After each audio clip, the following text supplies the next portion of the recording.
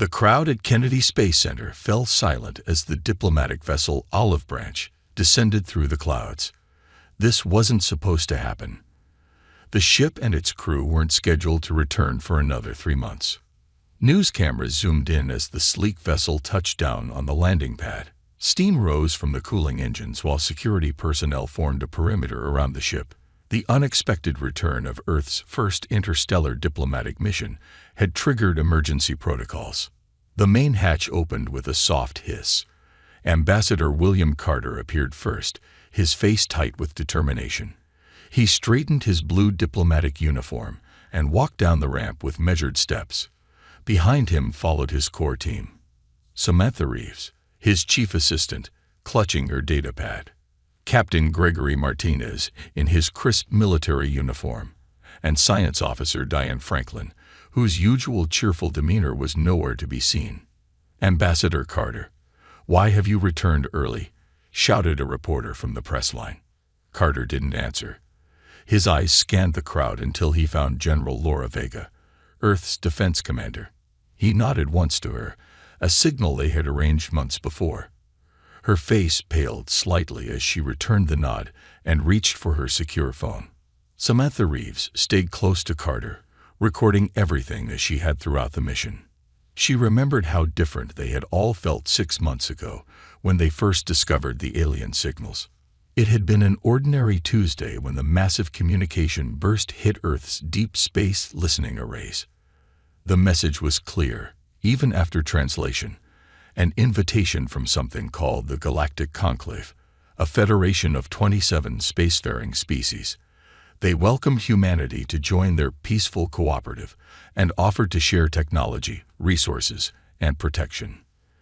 The United Earth Council had debated for weeks. Military leaders urged caution. Scientists pushed for acceptance. In the end, opportunity outweighed fear, and the diplomatic mission was approved. Samantha remembered the launch day celebrations, the hope on people's faces. Now, watching armed guards escort them to the secure facility, she clutched her data pad tighter. It contained everything: the recordings, the secret files, the real story. Inside the secure briefing room, Carter faced the Earth Council for the first time since their return. "Madam President, members of the Council," he began, his voice steady. "I regret to inform you that we have withdrawn from negotiations with the Galactic Conclave." The room erupted in shocked voices.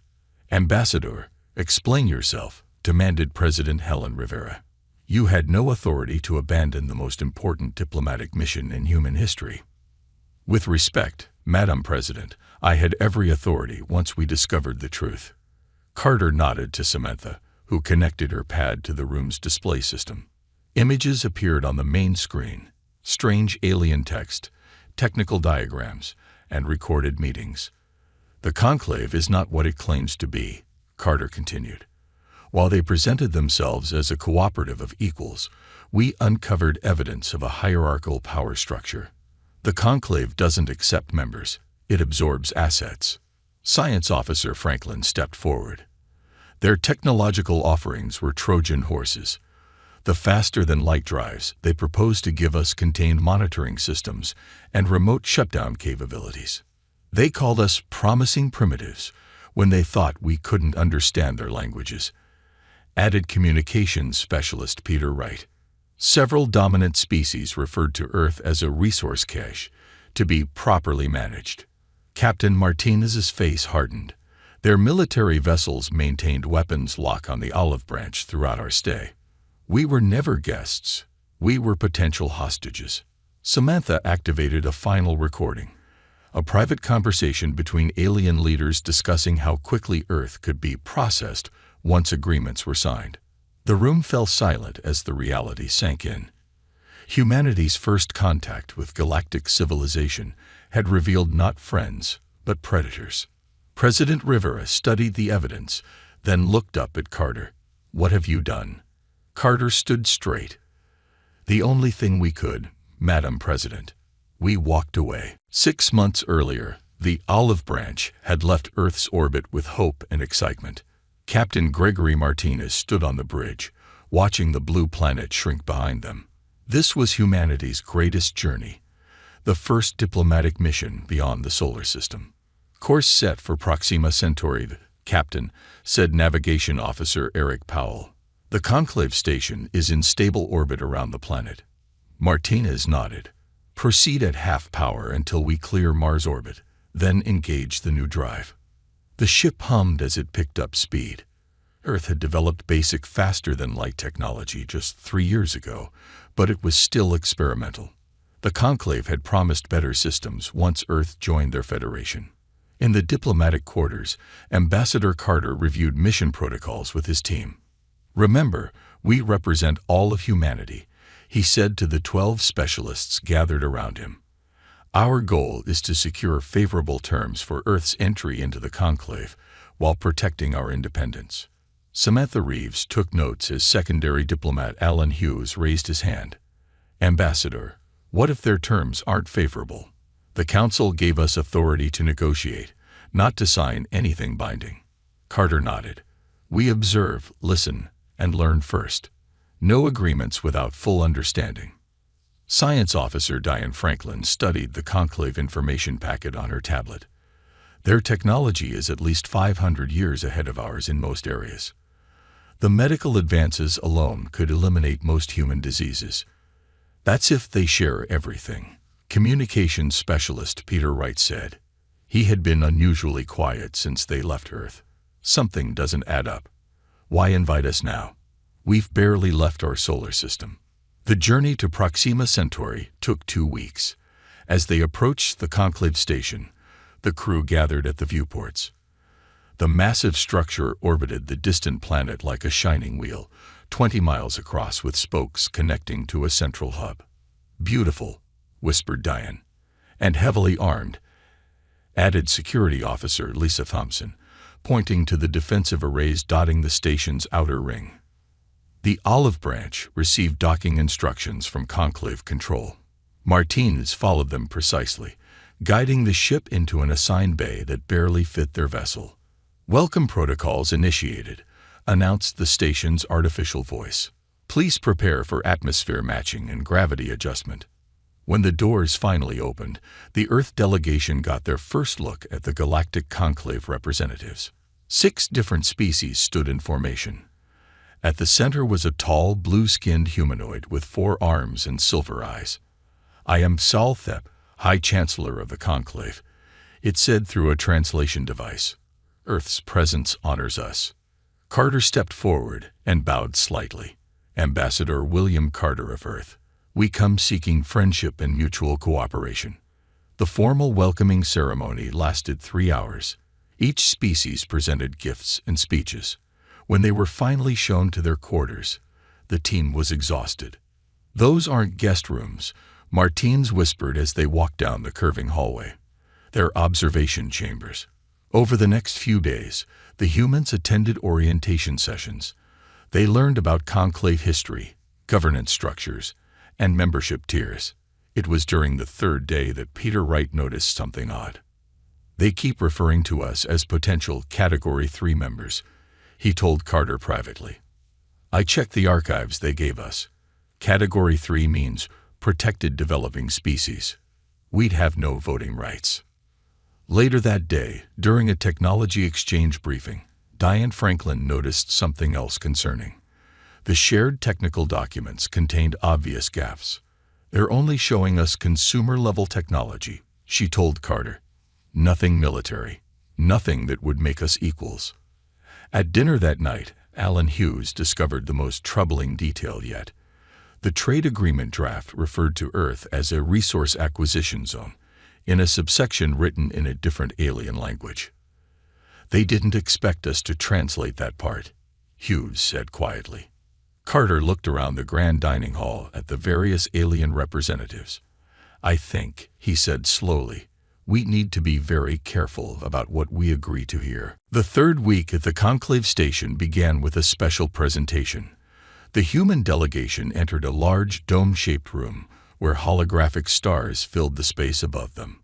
High Chancellor Saul Thep stood in the center, all 4 arms extended in welcome. "Today we offer Earth its first gift," the Chancellor announced. advanced medical technology that will extend human life by 50 years. Ambassador Carter watched as silver cases were brought forward by robotic assistants. Inside each case was a small device shaped like a teardrop. These medical units can be mass-produced on Earth using your existing factories, explained a reptilian conclave member named Drav. Simply follow our instructions. Science officer Diane Franklin studied the devices with interest, but also caution. When she asked to examine one more closely, the aliens hesitated before agreeing. Later that day, in their private meeting room, Franklin shared her findings with the team. The devices contain a secondary system that isn't mentioned in any of the documentation, she said. It appears to be a monitoring component. What would it monitor? Asked Carter. Everything, Franklin replied. Body functions, location, possibly even thoughts if placed near the brain as their instructions suggest. Security officer Lisa Thompson had her own report. I found surveillance devices in all our quarters, she said. They're watching every move we make. Carter's face darkened. He turned to tech specialist Kevin Mitchell. Can you get us access to their secure systems? We need to know what they're really planning. Mitchell nodded slowly. I've been mapping their network. There's a backdoor through their visitor information system. I just need time. That night, while most of the station slept, Mitchell and communications specialist Peter Wright worked together in their quarters. They bypassed the conclave security and gained access to restricted archives. Got it, Mitchell whispered as ancient files appeared on his screen. These go back thousands of years. What they discovered shocked them. The conclave had a pattern. They would find developing worlds, offer membership with amazing benefits, then slowly take control. The gifts of technology always contained hidden components for control or surveillance.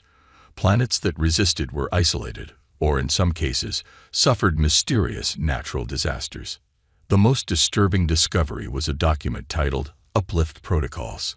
It detailed how the conclave would guide primitive species to serve conclave interests while believing they had independence. When Carter saw the evidence the next morning, he called an emergency meeting with his team. Earth isn't being invited to join a cooperative, he said grimly. We're being colonized in slow motion. What do we do? Asked Samantha Reeves. We can't accept these terms, but rejecting the conclave could make Earth a target. The team debated for hours. Some believed they should accept membership and try to change the system from within. Others wanted to leave immediately. There's a third option, said Alan Hughes finally. We could present a counter-proposal that demands true equal standing. Force them to reveal their true intentions. Carter considered this. It's risky. They might see it as a direct challenge. Maybe that's what's needed, said Captain Martinez. No one has ever stood up to them before. While they discussed options, they received an unexpected message. A service worker from a species called the Dralkeshi asked to meet privately. Curious but cautious, Carter and Thompson went to the meeting point. The Dralkeshi worker looked nervous, checking constantly for observers. My people were once like yours, he whispered. We were promised greatness. Now we serve. The conclave stripped our world of resources and left us dependent. Why are you telling us this? Carter asked. Because you still have a choice, the alien replied. And because there are others like us who have been waiting for someone to challenge the conclave. As Carter returned to their quarters, he made his decision. Humanity would not walk into this trap with open arms. They would take a stand no species had dared to take before. The next morning, Ambassador Carter requested a special session with the conclave leadership. His request caused a stir among the alien representatives, who were not used to new species taking such initiative. Humans are certainly energetic, remarked one purple-skinned delegate to another as they entered the grand meeting chamber. Carter and his team arrived precisely on time. They wore their formal Earth uniforms, and each carried data pads containing their newly prepared proposal. Samantha Reeves noticed the surprise on alien faces when the humans took seats at the main table, rather than the smaller side table reserved for petitioning species. High Chancellor Exalthep entered last, silver eyes narrowing slightly at the humans' seating arrangement, but saying nothing about it. Ambassador Carter, you requested this session. The Conclave recognizes Earth's right to speak, the Chancellor said formally. Carter stood. Thank you, High Chancellor. Earth has carefully reviewed the membership terms presented by the Conclave. He paused, looking around the room. We find them unacceptable. A ripple of whispers spread through the chamber. Several delegates leaned forward in their seats. Instead, Carter continued, we present our counter-proposal. He nodded to Samantha, who sent the document to the Conclave's shared system. As the aliens reviewed the human proposal, their reactions ranged from shock to outrage. The document demanded full and equal membership for Earth, complete technology sharing without hidden components, and a seat on the High Council. This is unprecedented, hissed a serpentine delegate. No Category 3 species has ever demanded council representation. Zalthep raised 2 hands for silence. Ambassador Carter, perhaps you misunderstand. The categories are not negotiable. They reflect the natural development stages of all species. We understand perfectly, Carter replied calmly. We also understand that these categories were created to maintain control, not to reflect any natural order. The chamber fell completely silent. What exactly are you implying? Asked Exalthep, voice dangerously soft. Carter nodded to Kevin Mitchell, who activated a large display screen. With the help of the Dralkeshi and other concerned species, we've accessed historical records of conclave expansion. The screen showed planet after planet, species after species, all following the same pattern of membership, followed by resource depletion and eventual servitude. Earth will not become another acquisition, Carter stated firmly. We demand equal partnership or no partnership at all. The conclave leaders were stunned into silence. Then chaos erupted as delegates began shouting in various languages. Security personnel moved closer to the human delegation. Meanwhile, aboard the Olive Branch, Captain Martinez received a coded message from Carter. He immediately began preparation procedures, subtly positioning the ship for quick departure if needed. Back in the chamber, Zalthep finally restored order. These accusations are serious, Ambassador. The Conclave has existed for thousands of years, bringing peace and progress to hundreds of worlds. Peace through submission is not peace, replied Carter. And progress that benefits only the ruling species is not progress. The Chancellor's silver eyes hardened. I see Earth needs time to reconsider its position. We will adjourn for now. As the humans returned to their quarters, they were followed by Conclave security officers. The atmosphere had changed dramatically. They'll never agree to our terms, said Alan Hughes once they were alone. They're not supposed to, Carter replied. We're forcing them to show their true intentions. Samantha looked worried. What happens when they do? We'll be ready, Carter assured her. Martinez is preparing the ship, and our allies are in position. That evening, as they expected, the Conclave delivered its response. Earth could accept protectorate status or face complete isolation from galactic society. There would be no compromise. Carter read the message and looked at his team. Phase 2 begins now, he said quietly. Throughout the station, hidden communication devices activated as the humans' plan went into action. 7 subjugated species had been waiting for this moment. This signaled that finally someone was standing up to the Conclave. And somewhere in the vast station, the Dralkeshi service worker who had helped them smiled for the first time in years. The Conclave station buzzed with unusual activity the next morning. Security patrols doubled, and the human delegation noticed their access to common areas was suddenly restricted. Their communication channels to Earth were also mysteriously down. They're isolating us, Security Officer Lisa Thompson reported. Standard intimidation tactic. Ambassador Carter nodded. Just as we expected. Is everything ready? Communications Specialist Peter Wright smiled slightly. Our independent transmitter is active and hidden. We can broadcast station-wide whenever you give the word. At midday, Conclave guards arrived to escort Carter to an emergency council session. The invitation specified that he must come alone. "It's a trap," warned Captain Martinez over their secure line.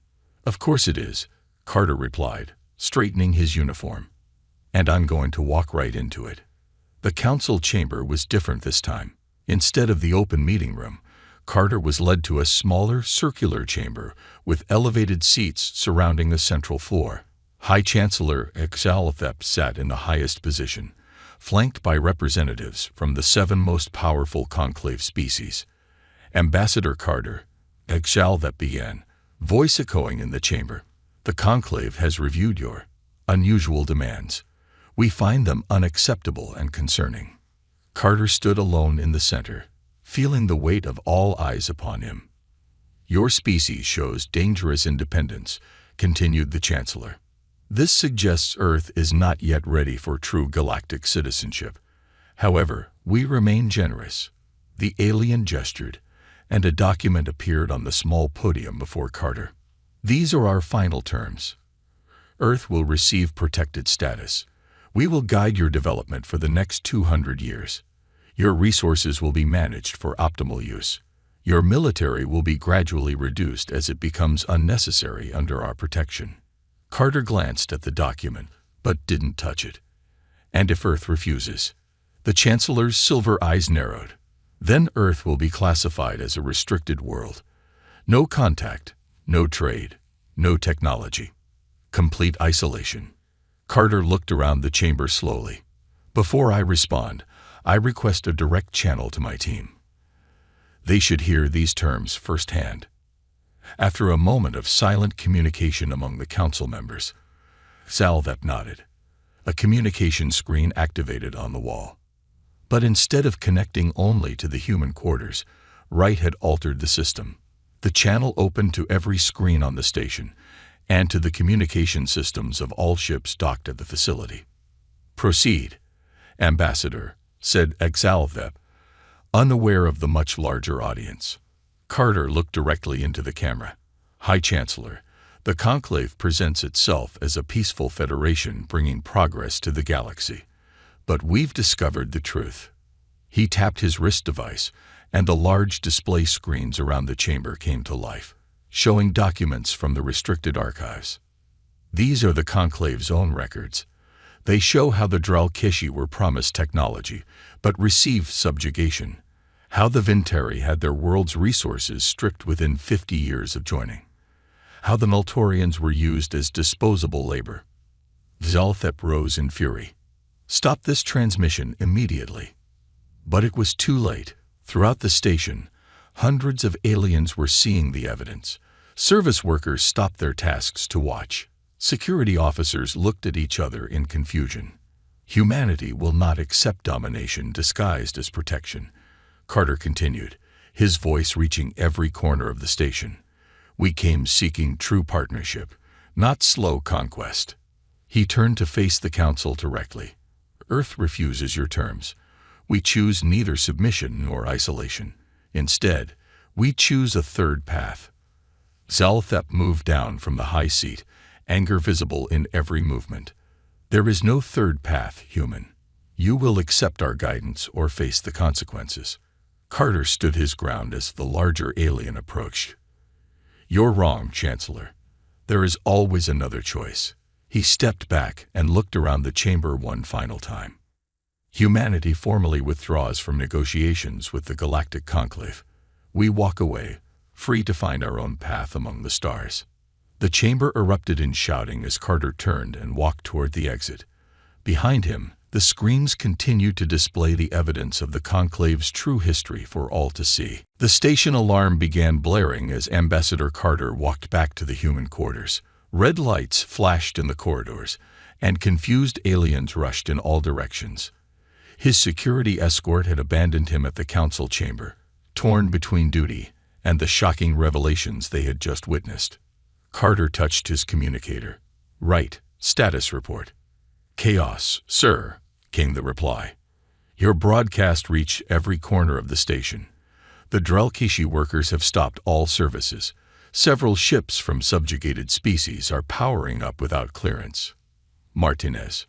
The olive branch is ready, sir, but we have a problem. The Conclave has activated docking clamps. We can't break free without damaging the ship. Carter quickened his pace. Tell everyone to gather their essential items. 5 minutes, then head to the ship. I'll handle the clamps. When Carter reached their quarters, the team was already packing. Samantha Reeves looked up from her datapad. Ambassador, was that the plan all along? To just walk away? Carter nodded as he gathered his own things. Sometimes the most powerful statement is refusing to play the game. The Conclave has never faced a species that simply said no. Security Officer Thompson approached with a small device in her hand. From our Dralkishi friend. He says it will override the docking clamps. The team moved quickly through the corridors toward the docking bay. The station's normal order had collapsed into confusion. In some sections, security forces tried to maintain control. In others, long-subjugated species openly rebelled. As they turned a corner, they found their path blocked by a squad of Conclave security. Humans, you are ordered to return to your quarters, the lead officer demanded. Carter stepped forward. We're leaving. You can either let us pass or explain to your superiors how you started a physical conflict with a diplomatic delegation. The security team hesitated, looking at each other uncertainly. The revelations about the Conclave's true history had shaken their confidence. Behind them, a voice called out, "Let them pass." A group of Dralkishi and other service workers had appeared, tools in hand. "Let the humans go." The security team, outnumbered and uncertain, stepped aside. At the docking bay, they found Captain Martinez waiting anxiously by the ship entrance. "Hurry." "Sir." The Conclave leadership has ordered all exits sealed. Their battlecruiser is powering weapons. As the team boarded, Carter handed the override device to Martinez. "Our friend says this will release the clamps." Martinez inserted the device into the ship's control panel. The docking clamps released with a heavy clunk. "Get us out of here," Carter ordered. The olive branch's engines roared to life. As they pulled away from the docking bay, they saw other ships doing the same. Vessels belonging to the species who had secretly allied with the humans. "They're following our lead," Samantha whispered in awe. On the main view screen, they could see the massive Conclave battlecruiser turning to intercept them. Weapons ports opened along its hull. "They're targeting us," Martinez announced grimly. Carter looked to Science Officer Franklin. "Now would be a good time for that surprise we discussed." Franklin nodded and activated a hidden system. The olive branch suddenly accelerated to a speed no human ship was supposed to be capable of. The Conclave battlecruiser fired, but the shots passed through empty space. What they never understood, Franklin explained as stars streaked past the viewports, is that we didn't come here because we needed their technology. We came to learn about them. Outside, several of the rebel ships followed, using the confusion to make their own escapes. In the command center of the Conclave station, High Chancellor Gaxalthep watched in disbelief as the human ship and several others vanished from tracking systems. "Impossible," the Chancellor muttered. Their technology was primitive. A junior officer approached nervously. "Chancellor, we have reports of unrest on 7-member worlds." The humans' broadcast reached beyond the station. "It's spreading everywhere." Zalthep turned away from the viewport, forearms clenched in rage. "Find them. I want those humans found." But the olive branch was already halfway to Earth, carrying with it the news that would change humanity's place in the galaxy forever. News of the human delegation's departure spread across the galaxy faster than any ship could travel. The broadcast from the Conclave station had been copied and transmitted through hidden networks maintained by subjugated species. Within days, worlds that had been quiet for centuries buzzed with questions and whispers of rebellion. On Earth, the United Defense Council gathered in emergency session. General Laura Vega stood before the large situation display, pointing to red markers representing Conclave military movements. "They're mobilizing, Madam President. Our deep space sensors detect at least 3 battle groups moving in this direction." President Rivera looked grim. How long until they reach us? 2 weeks at their current speed. Maybe less if they push their engines. The room fell silent. Earth's defenses, while considerable, were not designed to repel an advanced alien armada. "What about Ambassador Carter?" someone asked. "Any word?" As if in answer, an aide rushed into the room. "Madam President, we've detected a ship entering the solar system. It's the Olive Branch." Screens throughout the chamber displayed the approaching vessel. It looked undamaged as it accelerated toward Earth, followed by 3 smaller ships of unknown design. "Who are they?" Rivera asked, pointing to the escort vessels. "Unknown, but they're broadcasting friendship signals," the communications officer reported. The next day, Ambassador Carter and his team stepped off the Olive Branch to a very different reception than they had expected. Instead of anger at their abrupt return, they found cautious hope and intense curiosity. In the secure briefing room, Carter explained everything to Earth's leadership.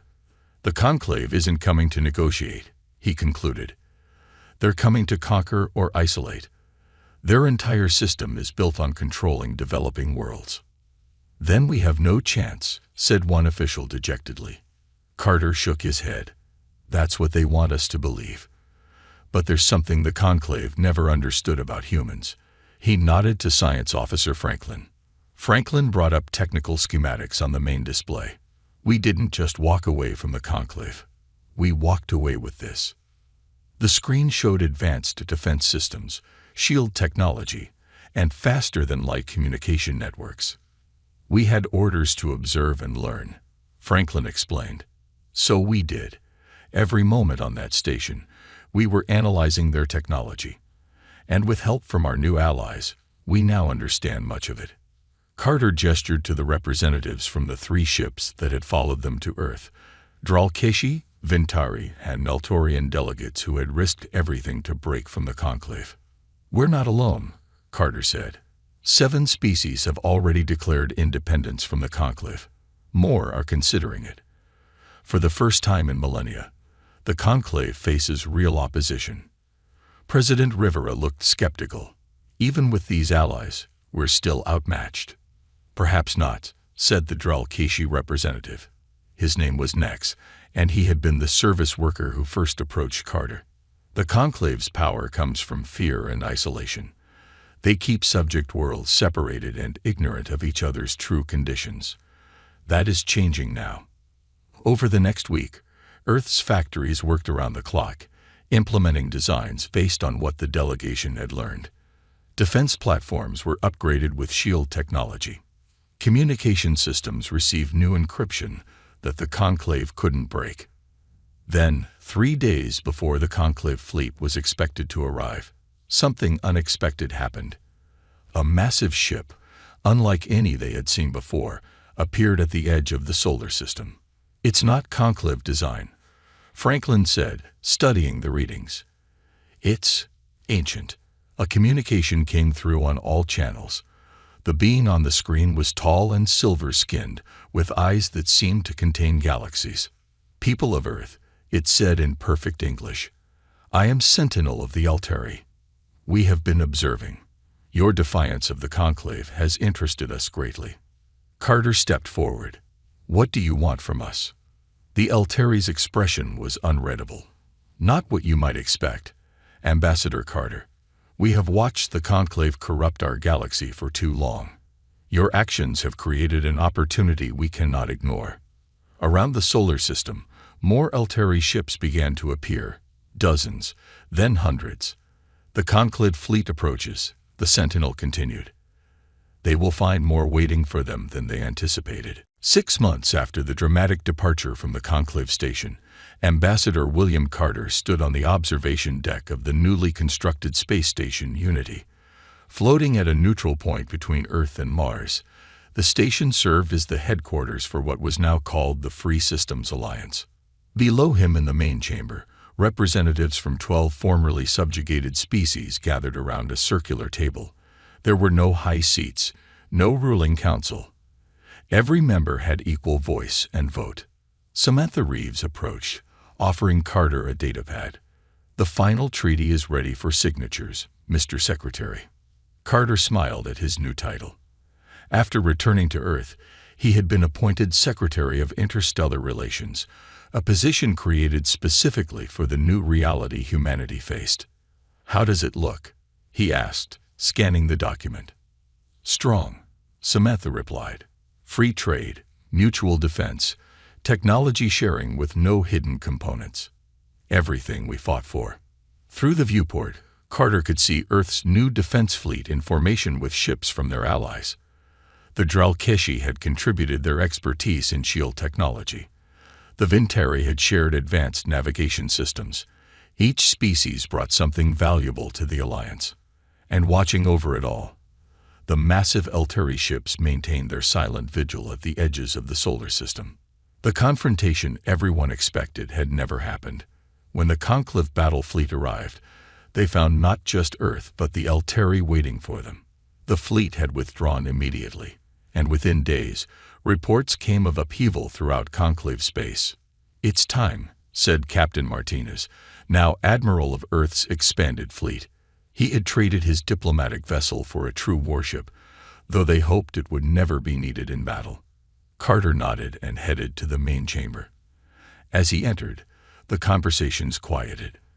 These representatives had come to respect the humans who had done what none of them had dared to do. "Friends," Carter began, "today we formalize what began with a simple act of defiance. Not with weapons or threats, but with the courage to walk away from a bad deal." Next, the Dralkeshi who had first helped them, now represented his entire species. The Conclave believed their way was the only way. They were wrong. The Elteri Sentinel moved forward, towering over the others. For 10,000 years, we watched the Conclave spread. We had the power to stop them, but not the right. We needed a species to challenge them independently, to prove the galaxy was ready for change. And that's why you were watching us, Carter realized. We were being tested. "All species are tested in time," the Sentinel replied. "Few pass as impressively as humans." One by one, the representatives signed the treaty. When it was done, the alliance was officially born. Later, at the celebration, Science Officer Franklin found Carter looking out at the stars. "Thinking about what could have been?" she asked. Carter shook his head. "Thinking about the Conclave. Their mistake wasn't trying to conquer us. It was assuming we would react like every other species." News had reached them that the Conclave was in disarray. High Chancellor Exalvep had been removed from power. Dozens of worlds had declared independence, inspired by Earth's example. "They never understood humans," Franklin agreed. "We don't accept ultimatums very well." In a quiet room far from the celebration, Samantha Reeves finished her book. She had documented everything from first contact to the signing of the Alliance Treaty. Her work, titled The Walk Away, would become required reading throughout the galaxy. The final page contained a simple quote from Ambassador Carter on the day they left the Conclave. "Sometimes victory isn't about winning the game. Sometimes it's about having the courage to stop playing." On a distant world, former High Chancellor Exalvep watched reports of the Alliance ceremony. The four-armed alien sat alone in a sparse room, stripped of power and position. How could they have known? Exalvep whispered to the empty room. How could they have understood our system so quickly? The answer was simple, though the fallen chancellor would never accept it. Humans had seen the trap because they had set similar traps throughout their own history. They recognized the patterns of conquest because they had once used them themselves. But they had also learned to be better, and now, against all odds, they were teaching the rest of the galaxy to be better too.